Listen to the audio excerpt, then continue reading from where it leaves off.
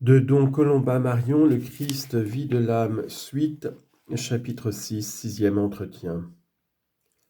Telle est donc l'action de l'Esprit Saint dans l'Église, dans nos âmes. Comme le principe divin d'où elle émane, cette action est sainte et elle tend à nous rendre saints. Quelle sera maintenant notre dévotion envers cet Esprit qui habite en nous depuis le baptême et dont la vertu en nous de sa nature est si profonde et si efficace? D'abord, nous devons souvent l'invoquer. Comme le Père et le Fils et le Saint-Esprit est Dieu, il désire lui aussi notre sainteté.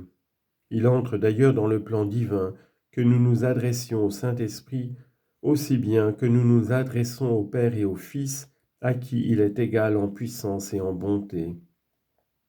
L'Église en cela est notre guide. Elle clôt le cycle des solennités qui célèbrent les mystères du Christ par la fête de la mission du Saint-Esprit, la Pentecôte.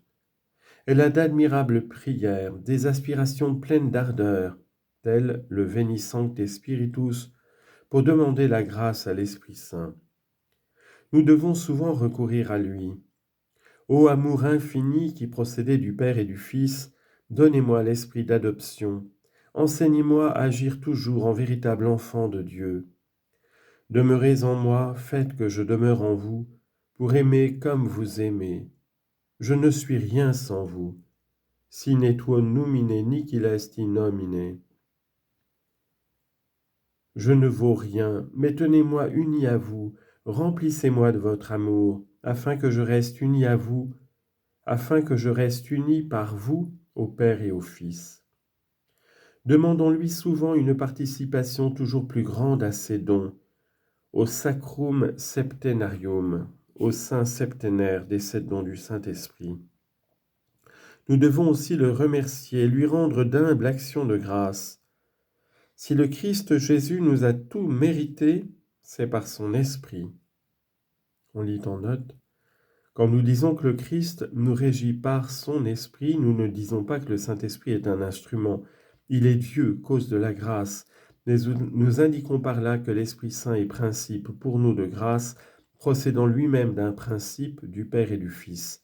Jésus-Christ, comme Verbe, nous envoie l'Esprit Saint.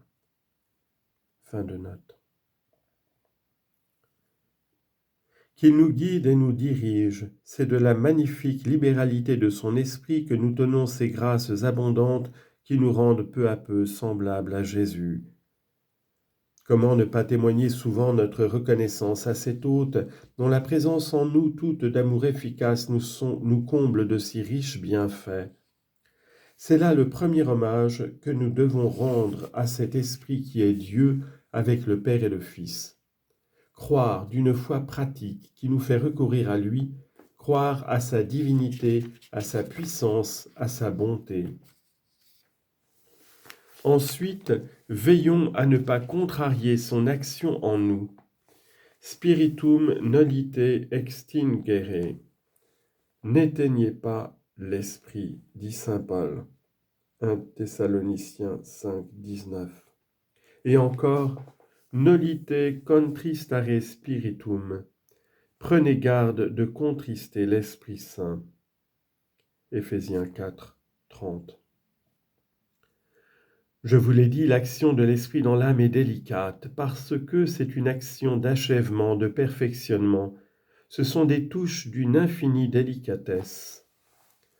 Nous devons veiller à ne pas contrarier l'opération de cet Esprit divin par notre légèreté, notre dissipation volontaire, notre insouciance ou nos résistances voulues, délibérées par un attachement déréglé à notre sens propre. Nolite esse prudentes apud vomet ipsos. Romains 12, 16. Ne vous fiez pas dans les choses de Dieu à la sagesse humaine, car alors le Saint-Esprit vous laissera cette prudence naturelle. Et vous savez ce que saint Paul dit, qu'elle est aux yeux de Dieu une sottise. Stultitia apud Deum. 1 Corinthiens 3, 19. Cette action du Saint-Esprit est parfaitement compatible avec ces faiblesses de surprise qui nous échappent si souvent et que nous regrettons avec nos infirmités avec nos servitudes humaines, avec nos difficultés, avec nos tentations. Notre pauvreté native ne rebute pas l'Esprit Saint. Il est le pater pauperum, le père des pauvres, comme l'appelle l'Église. Ce qui est incompatible avec son action, c'est la résistance voulue, froidement admise à ses inspirations. Pourquoi cela ? D'abord parce que l'Esprit procède par amour, il est l'amour même. Cependant, bien que son amour pour nous soit incommensurable, bien que son action soit infiniment puissante, l'Esprit Saint respecte souverainement notre liberté et ne violente point notre volonté. Nous avons le triste privilège de pouvoir lui résister. Mais rien ne contrarie l'amour comme la résistance obstinée à ses avances. Ensuite, c'est par ces dons surtout que le Saint-Esprit nous guide dans le chemin de la sainteté et nous fait vivre en enfants de Dieu. Or, dans les dons, c'est le Saint-Esprit qui pousse et détermine l'âme à agir. In doni spiritus sancti mens humana non seabet ut movens, et magis ut mota. Le rôle de l'âme n'est sans doute pas de rester entièrement passive, mais de se disposer à l'inspiration divine, de l'écouter, de lui être promptement fidèle. Rien n'émousse l'action de l'Esprit Saint en nous comme la raideur à l'égard de ces mouvements intérieurs qui nous portent vers Dieu, qui nous poussent à l'observation de ses commandements, à l'exécution de son bon plaisir, à la charité, à l'humilité, à la confiance. Un non répandu volontairement, un non délibéré, même en de petites choses, contrarie l'action du Saint-Esprit en nous. Son action se fait moins forte, plus rare, et l'âme reste alors à un degré ordinaire, à un niveau médiocre de sainteté. Sa vie surnaturelle manque d'intensité. Spiritum nolite contristare. Ne contristez pas l'Esprit Saint. Et si ces résistances volontaires délibérément, froidement admises se multiplient, deviennent fréquentes, habituelles, l'Esprit Saint se tait. L'âme alors livrée à elle-même, sans guide et sans soutien intérieur dans la voie du salut et de la perfection, est bien près de devenir la proie du prince des ténèbres. C'est la mort de la charité. Spiritum nolite extingere. N'éteignez pas l'Esprit Saint, car il est comme un feu d'amour brûlant dans nos âmes.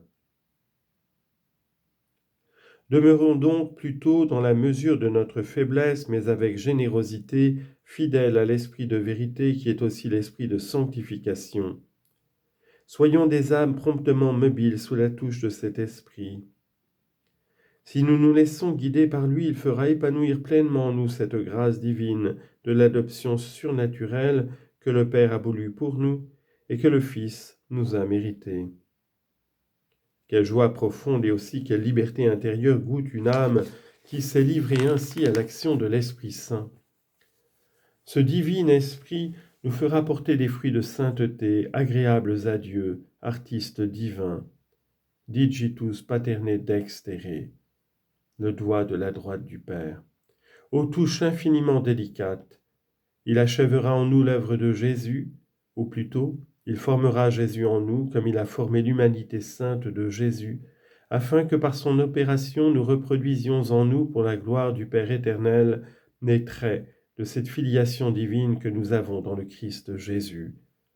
Christus per spiritum sanctum est in sanctitate conceptus, ut esset filius Dei naturalis, alii per spiritum sanctum sanctificantur, ut fin filii adoptivi.